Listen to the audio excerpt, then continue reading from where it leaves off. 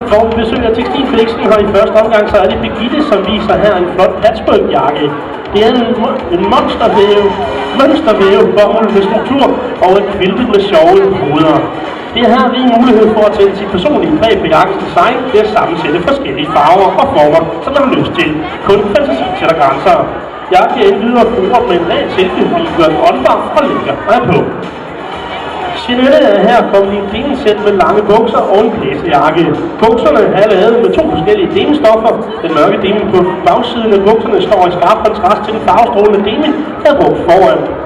Her er der mulighed for at skære sin helt egen stil ved at sammensætte forskellige denim-stoffer lige efter sin egen smag. Jakken er lavet af de samme denim-stoffer som bukserne, men den mørke denim som primær farve. Jakken er videre gennemboret med silke, hvilket gør jakken åndbar og behagelig at på. Bukserne kan fint skiftes ud med en nedervæg til dette, vist tidligere for at skabe et andet look. Inden med begge to hånd, her var det Tekstilfiksen.